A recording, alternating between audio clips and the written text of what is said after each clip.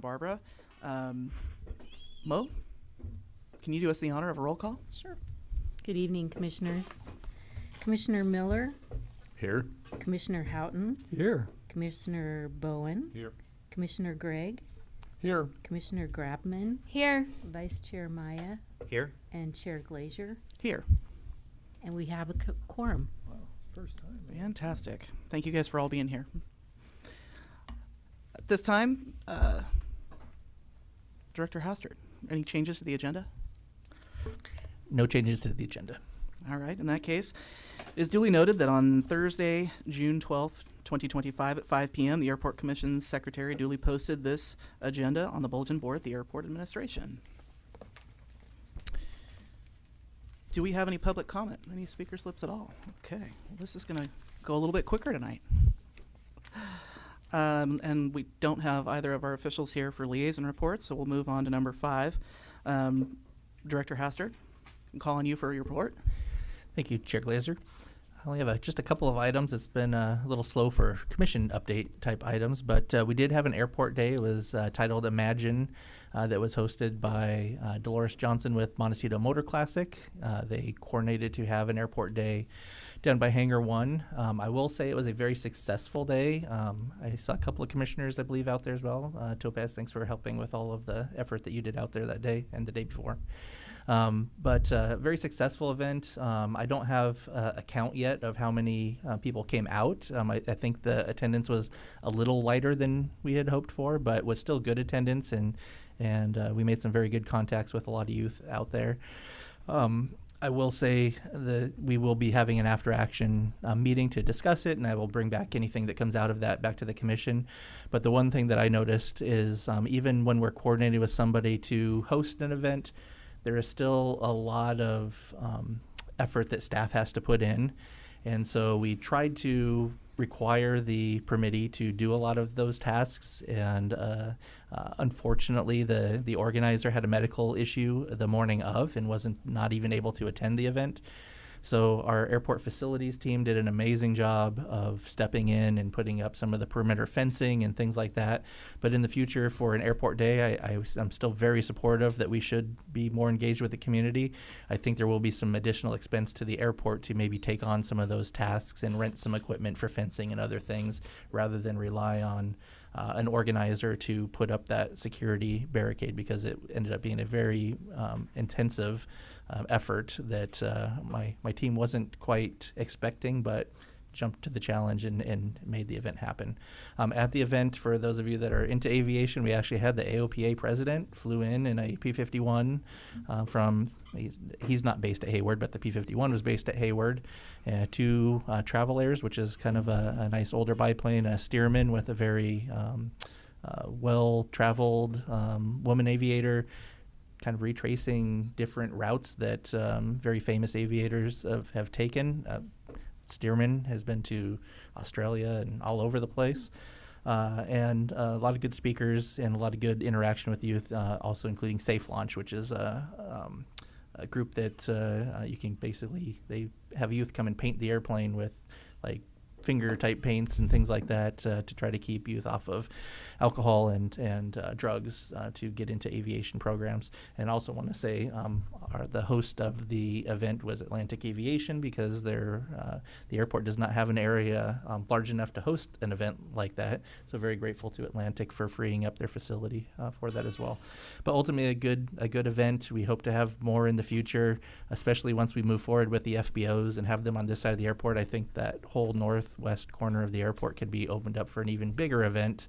But definitely, I think the airport's going to have to be much more involved in the future, because we end up being more involved than we expect anyway. John just got back from the Jumpstart conference, and I guess I'm going in a weird order on my list here. We have a promotion to announce. Lauren Gonzalez is our new marketing supervisor. I believe as of today, the marketing coordinator position that she was filling is now posted on the city website, and that's not promotion. It's an externally available position. So if you know of anybody that is interested, that is posted on the city's HR page right now. And so with Angie leaving, with personal issues that I had with graduating senior, John was forced to go to his first Air Service Development Conference and represented us very well. So I just want to thank him for attending that conference. Nothing huge or major to report other than our existing carriers are still doing well and happy, and we continue to have good relations with our existing carriers and potential future carriers. And then the last thing that I have on my list is just that the budget that the commission approved was approved by the city council yesterday.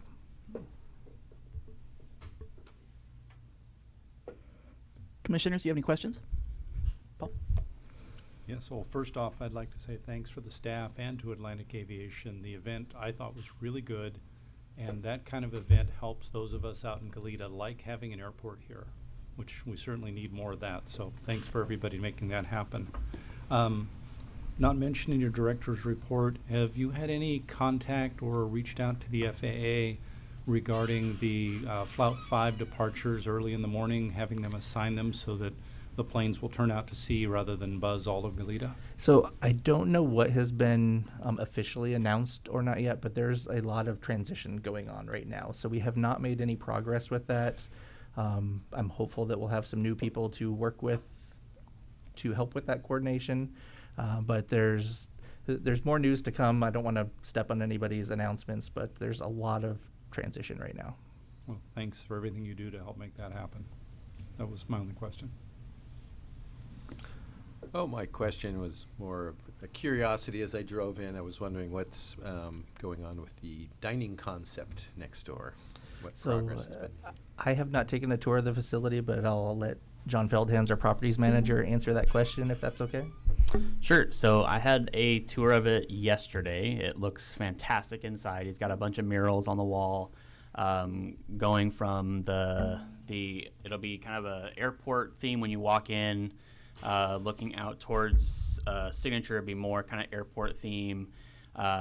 He has the orchards kind of off to the side, and then he's got a beautiful AI mural of the Goleta and Gaviota kind of coastline that's getting painted on the wall, and he's done a lot of work to it, and looks like he's going to look at opening up towards the end of July. So still going forward. One thing he did tell us, he's going to, I don't know if you guys heard of Fringe Coffee. They're going to go in there. So apparently that's a big thing. I don't drink coffee, but it's a big thing. So, but it looks really good inside. So. All right. Well, that's exciting. Thanks for the update. I know everybody. I've mentioned it to it. Mentioned it too. I just really thought it's going to be great to have. Just to take a step back really quick on the airport day as well, I mentioned Montecito Motor Classic was involved in it. We had a lot of really nice classic and new cars out there as well, and so those people actually helped to make for a very good event, so it was more than just airplanes out there. Dennis? Other than I've got a squeaky chair. I follow up on the next door.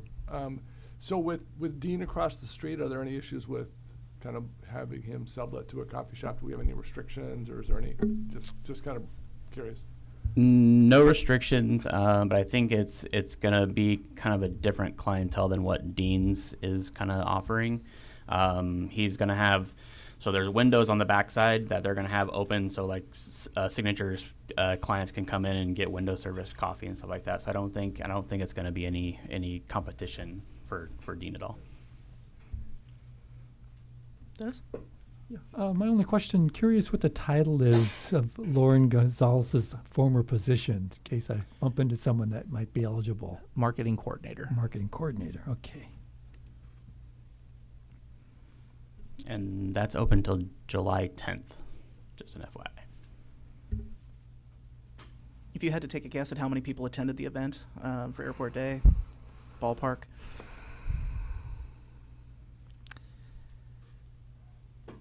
That's really rough. I couldn't even put a guess to it. Commissioner Grabman, any idea? I was running around so much I wasn't counting people. Yeah, I don't know. More than 50? I would say more than 50 for sure. Oh, yeah. But yeah. Many hundreds, but not many Maybe thousands. 250, 300. Okay. That's great. That might be in the ballpark, yeah. Any other questions? I assume we have no speaker slips or All right, then we can. Actually, I'm going to go back to number 4. Councilman Caston has joined us. Do you have any updates for us on the city of Goleta? Everything is hunky-dory in Goleta. Good in the good land. All right, fantastic. Thank you. I'll add one in for the city of Goleta. They did have a Goleta block party that was very well attended. We had an airport booth out there as well, so a lot of good questions from people about the airport at the Goleta block party. That's great. All right, moving on to the consent calendar. We have a handful of leases here. Again, you guys have taken a look at all these. Commissioners, do you have any questions, concerns, clarifications regarding the consent calendar? Seeing none, I assume we have no speaker slips as well. Okay. Can I get a motion to approve the consent calendar as presented? I move to approve the consent calendar. I'll second. Thank you. All in favor? Aye. Aye. All opposed? Any abstentions? Passes unanimously. Thank you, guys. Moving on to where am I here? Number 12. Back to Director Hastert. Thank you, Chair Glazer. As you know, we're trying to bring more information to the commission to let you know what's really going on at the airport, make sure we're very transparent in our operations and what we're doing out here. So I asked Michael Smith, our operations manager, to just do a very quick presentation on our recent FAA annual inspection. Overall, I think the inspection went very well. Obviously, there's always little things to be found, but I'll turn it over to Mike.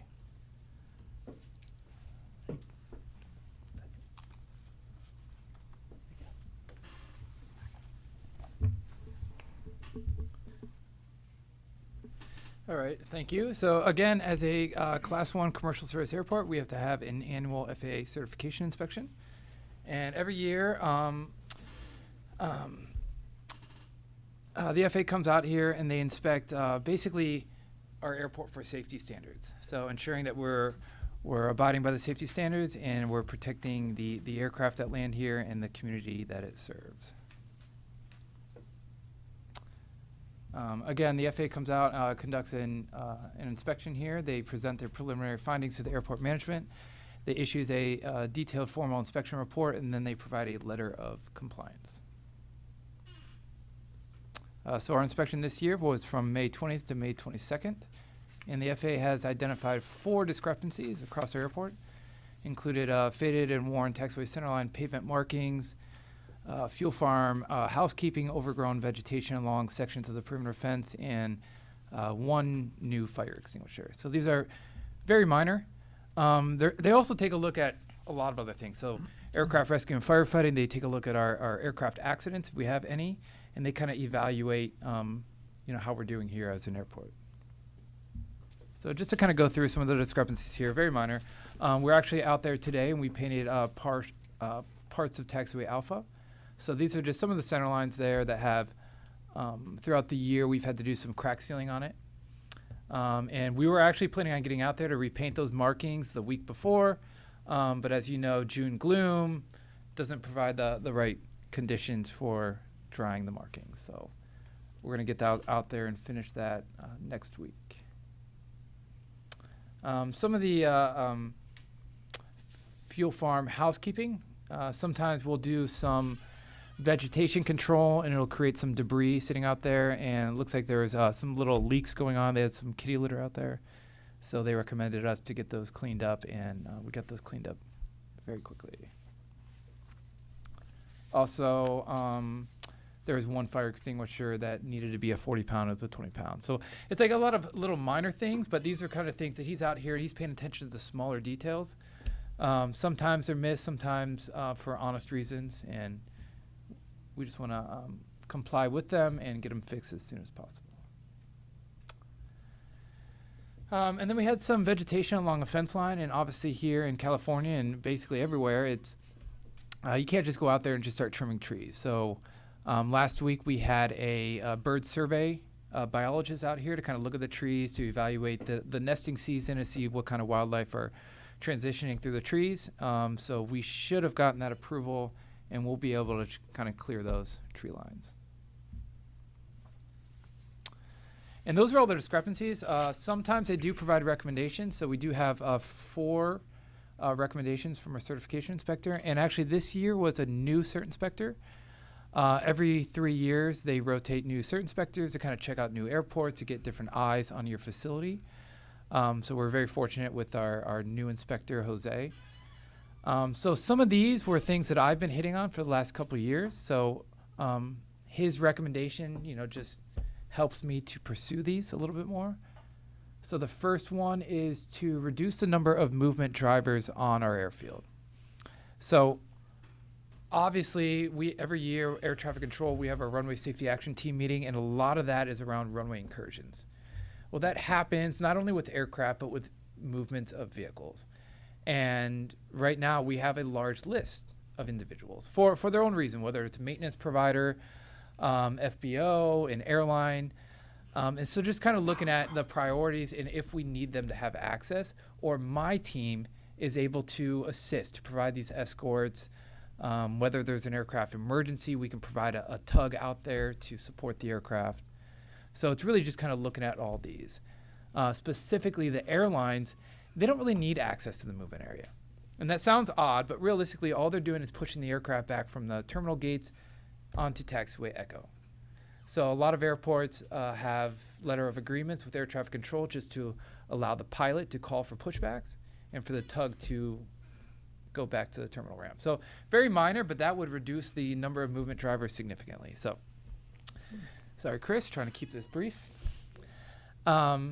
Also, after reviewing some of our driver training curriculum, he mentioned having a little bit more information on specifically our dimensions of our runways and of our taxiways that we all know, but having that specifically in a couple slides that it was missing. Let's see. During our construction, if you guys have noticed, we have a lot of construction going out there. We are rehabilitating a lot of pavements. And a lot of the haul routes for the construction have kind of deteriorated a lot of our markings. And of course, he came out here to do our cert inspection, which my personal opinion was a perfect time to evaluate the construction safety phasing plans and evaluate, how we're managing that. But it does make the markings kind of get worn down. So he just recommended, as we did to the contractor, to kind of refresh those markings.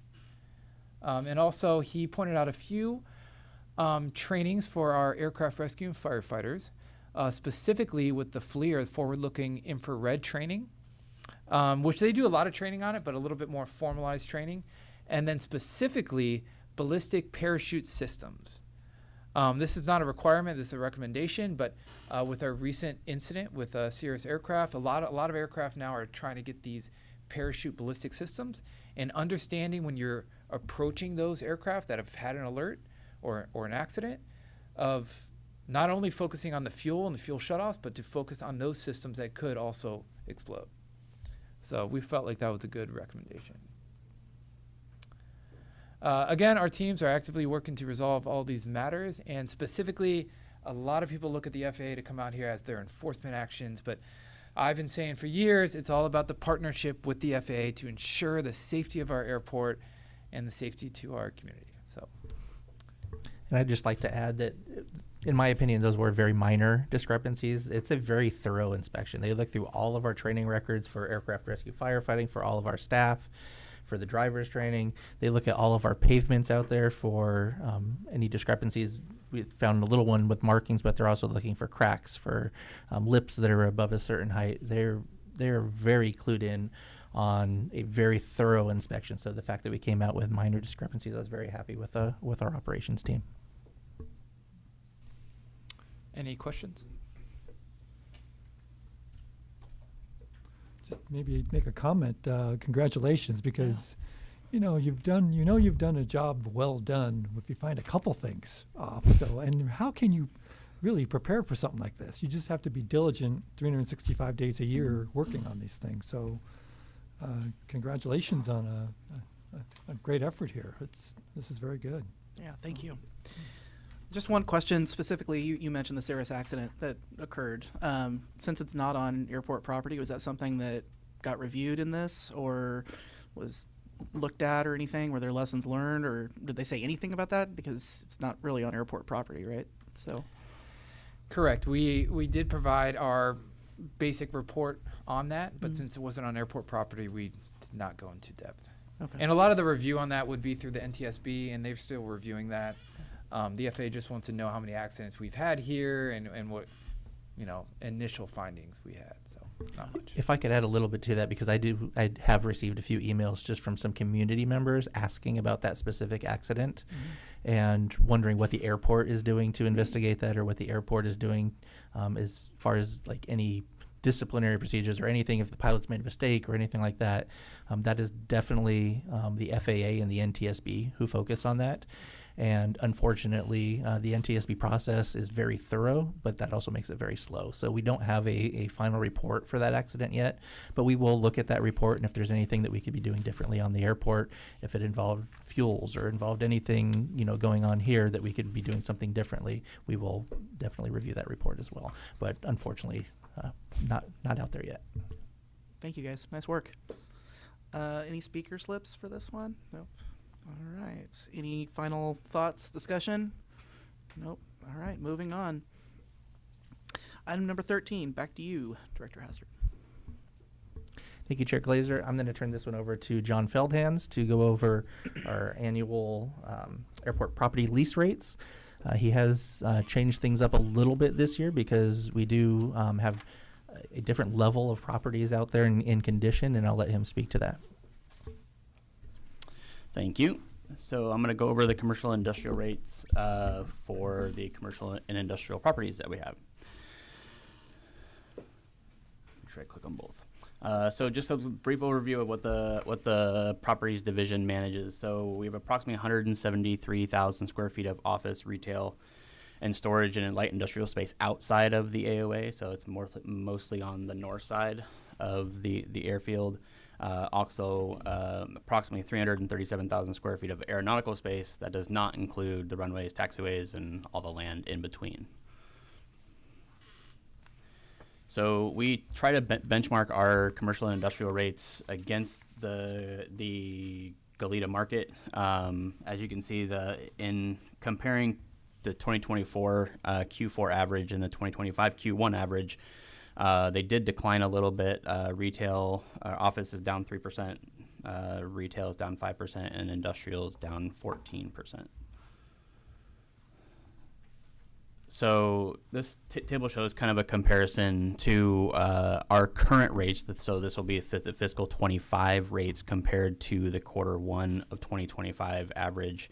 And you can see we're definitely below average on some of those on the low end, and on the higher end, we're either approaching or we're above average on some of those. And speaking to what Chris mentioned, so I did a little bit of research in seeing kind of the building classes that they have out there. So they have the A, Bs, and Cs. Didn't really see much of on the Ds or anything else. So the class A and Bs are the highest quality in the market. They're typically the newer buildings or the ones that have been renovated. And they're mostly in the prime locations. So an example would be the 6100 Hollister complex. Those are probably our newest ones, built in I think 2017, I believe. So they're newer, but they're not super new. But I would still class them as like a A or a B. Class C is kind of where most of our properties kind of fall. This is the older properties, the less desirable locations, limited amenities. And typically these tend to fall roughly between 30 to 40% below market. And these kind of target the more budget conscious tenants. So for our proposed rates, so this is the proposed price per square foot that we're proposing. And as you can see, we're still within that 30 to 40% on the low end, below average. But we are getting to that market rate for the higher end. So if it's a Class A or a Class B building, we can still get closer to market rate. And if it's an older building that doesn't have a lot of those amenities, we have enough flexibility to go down to meet that budget conscious tenant. And that was super quick. Is there any questions? A couple. Commissioners? Yeah, so Sure. what's our vacancy rate? That's a good question.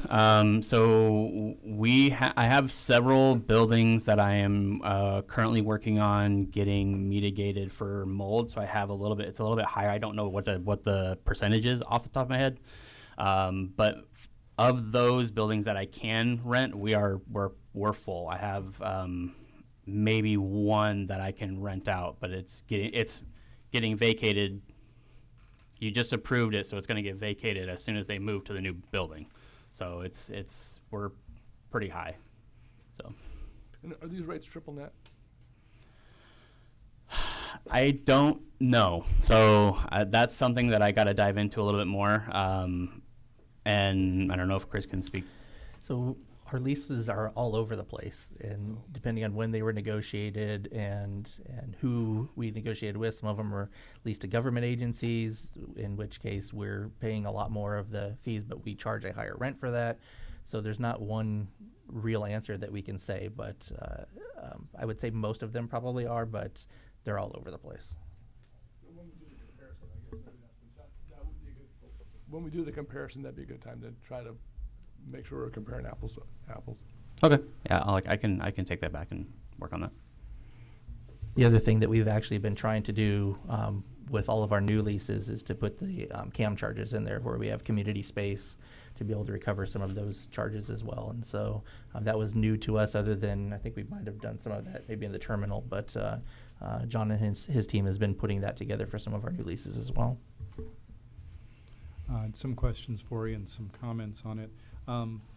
Comments as far as the level or quality of your buildings throughout the decades. As a Goleta business owner, I have gone through the process of almost renting from the airport and found that the buildings were, and I'm a budget conscious kind of business owner, really poor due to a lack of good maintenance. So I completely agree with your market rates being lower.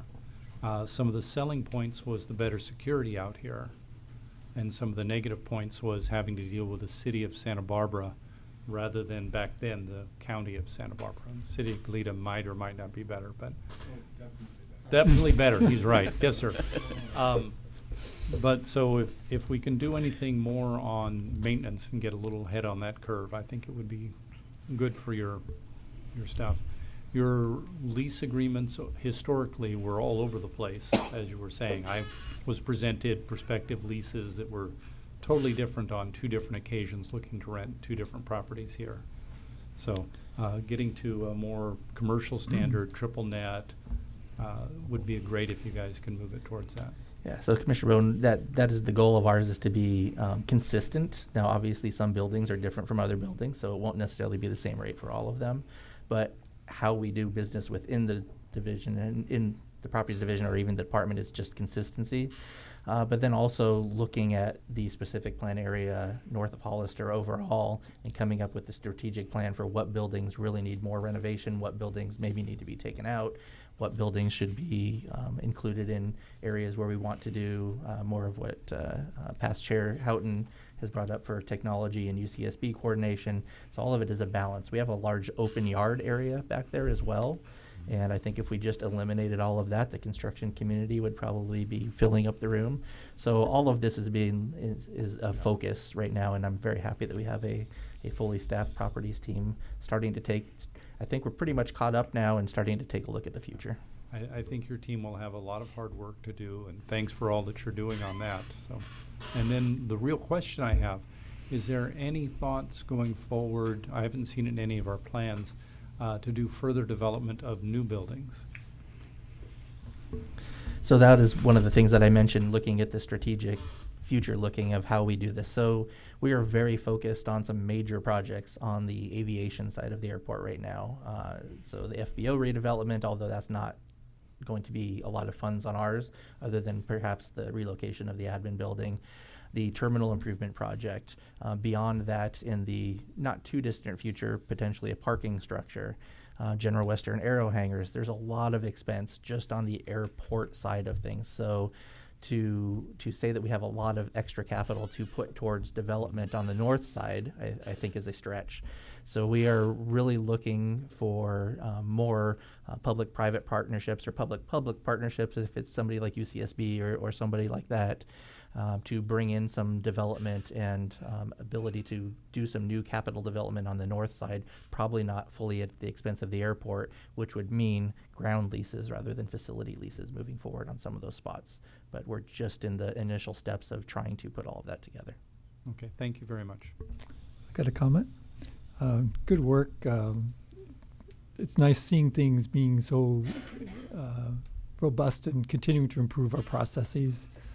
I was asked a couple days ago when someone learned I was an airport commissioner, well, what do commissioners do? And I explained, I said, we very much act as a liaison between staff, and we approve projects and programs and budgets that then go to City Council of Goleta and Santa Barbara, and so we have robust communications. But I also said airport commissioners can kind of be a pain too, because we know that we've got to keep items in front of them. And example I used 5 years ago, if airport manager saw me, they thought, here comes Southwest. That was my topic. When are we going to get Southwest? And so, as Director Hastert mentioned, I'm very interested in improving our buildings out here. I attended the 10th anniversary of the CNSI anniversary. CNSI is the acronym for the California Nanosystems Institute. I didn't know until I attended that, and Chancellor Yang even attended this, is Ealing's Hall, that entire building. I always thought it was chemistry and biology. It's all CNSI. It's stock full of these amazing students from all over the world getting their PhDs, doing their studies, and growing their companies. And they have an incubator there where they're nurturing 10 or 12 companies. But the number one issue that I heard during that meeting is, where are we going to go? We're getting thrown out of the incubator. We have such amazing young companies leaving the university, but they have no place to go. And so I want to, and in my next year and a half on the commission, is constantly remind you, just like Southwest, we've got to organize a master plan to develop our 80 buildings that we have, at least on the north side of Hollister, and get behind this project, because the economy of Goleta and Santa Barbara will really thrive if we can hatch these companies here and not lose them to Silicon Valley and Los Angeles. And we have plans right now for phase 2 of 6100 Hollister. It's time to push it forward and just start moving. And when I look at these lease rates, $1.28, $2.39 for industrial, raw land at 14 cents to 37 cents. Boy, we need these buildings really bad. And it really is a driver for our economy if we can hatch these companies here. What starts with 3 employees sitting over here at Flight Deck with Romy Kadri's organization, 6100 Hollister, those companies will be graduating to having 50 employees, 100 employees, and then 2,000 employees. And it'd be a shame for our economy to lose these jobs. And so we will be hearing for the next year and a half what's going on with our master plan. And I've now learned, don't call it SBA, UCSB Research Park, because then you get into licensing issues with the Board of Regents. Let's just call it the SBA University Research Park. And let's start bulldozing and building these buildings. And that will be my theme for the rest of my tenure here. So, Commissioner Houghton, just to add to that, there is a focus now with the City of Santa Barbara on economic development. I think that there's probably an RFP that's going to be issued at some point. The airport is a portion of that, and so I've been giving some feedback as to what help we could use for some of that. But then also the City of Goleta definitely has an economic development program, so we're starting to meet with their staff to be a better partner, because what you're talking about is for the whole region. It's not just for the airport or for City of Goleta. There's enough companies out there that feed everybody. And then also the Chamber of Commerce. So I'm now on the board for the Chamber of Commerce, and that is their huge push right now strategically, is for economic development. So I think you will hopefully see some change in the future, but We are still an airport and a government agency, so they take a little bit of time, but we will get there. Thank you. So, in summary, you're kind of just adjusting the ranges to close the gap between market and the Santa Barbara properties. The adjustments look like they're, kind of average 5 cents to 7 cents on the high end, with the exception of the retail. It looks like you're bringing the floor up 25 cents, but you're still 48% below market on retail. So my question is, how does this impact the current leaseholders? Do these rates take effect when the leases renew, or do these automatically change their rates, or do they have the 3% a year kind of adjustment, or whatever you have? So nothing changes with the current leases until it's time to renew those. So these will go into effect July 1. So any leases that are executed July 1 or after will be within these ranges. And then when a new lease comes up for renewal, we'll make sure that their rates within these ranges, these new ranges as well. Most of our existing leases, even if they're month-to-month leases, have some type of an escalator built in, a CPI escalator or something like that, that tends to keep it within this range anyway. Right. Okay. All right. Thank you. Any other questions? Sorry, one more. So based on what you guys know, and you guys are the ones that are looking at these numbers all the time, is this kind of the best option for us in terms of this your recommendation, that we shouldn't go any higher and we can afford to stay at this level? Is that a good way to look at this? I think this is the best option, and that is our recommendation, that you approve these rates. I think that, do we have a building or two that we could say we think should be higher than what the Goleta area is? Maybe, probably not, but I think that we definitely have some that are well below what the Goleta area is, and this still accommodates our flexibility to be able to lease out those buildings. Good. Any other questions? You need a motion? No more speaker slips. Yes, can I get a motion? Oh, sorry. Yeah, just one quick question actually occurs to me.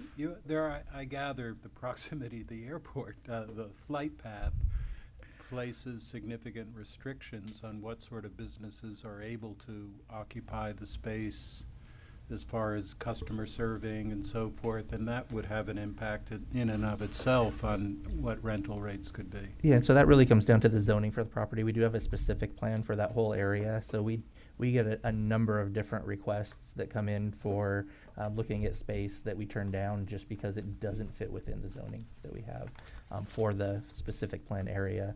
And so all of that specific plan was designed with the thought of the other surrounding uses.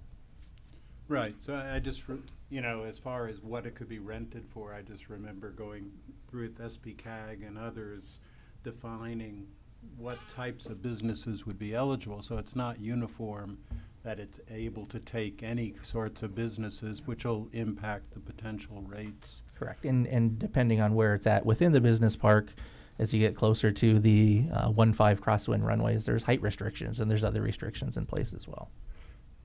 And just to go to Commissioner Halton's observations, there is, for instance, there is something, the Goleta entrepreneurial magnet, with the same ideas that you've been reflecting. There aren't limitations as far as the types of, whether it's research or maker space or other sorts of things that these facilities could house? There are restrictions that are based on the zoning, and so I don't have all of them on the top of my head, but yes, there are some uses that are allowed and some uses that aren't. But for light industrial and industrial types of uses, the list is fairly broad. Okay. All right. Thank you. Okay. Thank you. Can I get a motion? I move to approve the new rates. I'll second it. Thank you. Motioned first, second. All in favor? Aye. Aye. Any opposed? Any abstain? Passes unanimously. And we can stand adjourned at 6:39 p.m. Nice. Thank you. Thank you, guys.